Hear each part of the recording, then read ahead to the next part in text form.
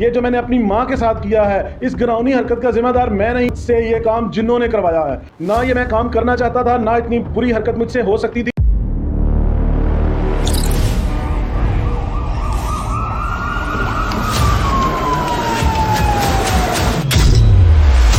نہ یہ میں کام کرنا چاہتا تھا، نہ اتنی بری حرکت مجھ سے ہو سکتی تھی، اور نہ یہ کام میں نے خود کیا ہے، مجھ سے یہ کام جنوں نے کروایا ہے۔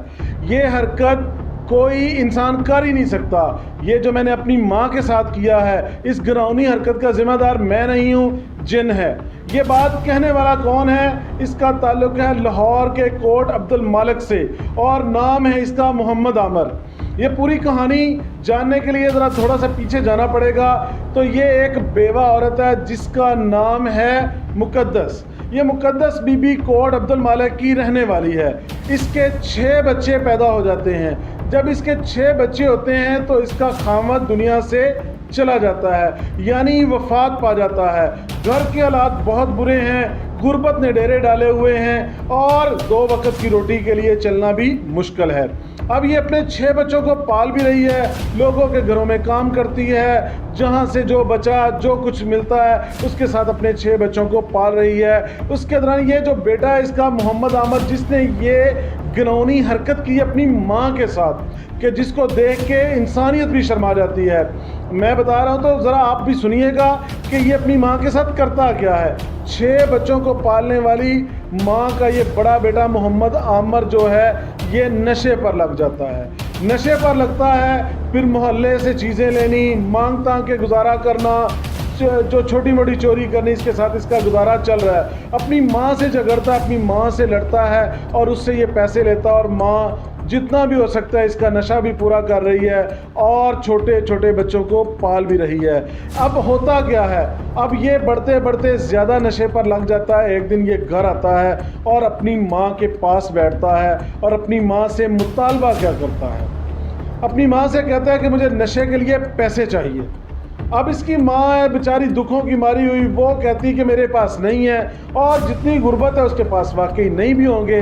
اب یہ اس بات پر طیش میں آ جاتا ہے، غصے میں آ کے یہ دوسری منزل سے اپنی ماں کو دھکا دے دیتا ہے، اور اس کی ماں سیڑھیوں سے لڑکتے ہوئی جب نیچے آتی ہے تو یہ یہاں پر ہی بس نہیں کرتا، یہ غصے کے اندر آتا ہے نیچے، اس کے ہاتھ میں یہ چھرا پکڑ کے سیڑھیوں سے نیچے آتا ہے، اور اپنی ماں کو آ کے پھر سے پکڑ لیتا ہے۔ وہ جو زخموں سے چور عورت ہے، جو 15-20 سیڑھیاں گرنے کے بعد جس کی حالت پہلے ہی خراب ہو چکی ہے، یہ پھر اسے کہتا ہے کہ تم نے پیسے دینے ہیں یا نہیں۔ ابھی ماں زخمی ہے لیکن وہ زندہ ہے، تو وہ ماں کے منہ سے بد دعا نکل جاتی ہے۔ وہ بجائے اس کے کہ اس کو پیسے دینے کے بد دعا دیتی ہے، تو یہ بدبخت اس بات سمجھنے کی بجائے یہ چھریوں کے وار شروع کر دیتا ہے، اور چھریوں کے ساتھ اپنی اس ماں کو جس نے اس کو جنم دیا ہوتا ہے اس کو یہ مار دیتا ہے۔ اور جب یہ مار دیتا ہے تو وہاں سے یہ فرار ہو جاتا ہے۔ ابھی عورت کے اندر کچھ سانس باقی ہوتے ہیں، اور محلے میں شور مچ جاتا ہے، 1122 اور پولیس آ جاتے ہیں۔ ریسکیو والے اس عورت کو، مقدس بی بی کو ہاسپٹل کے اندر لے جاتے ہیں، اور یہ محمد عامر وہاں سے بھاگ جاتا ہے۔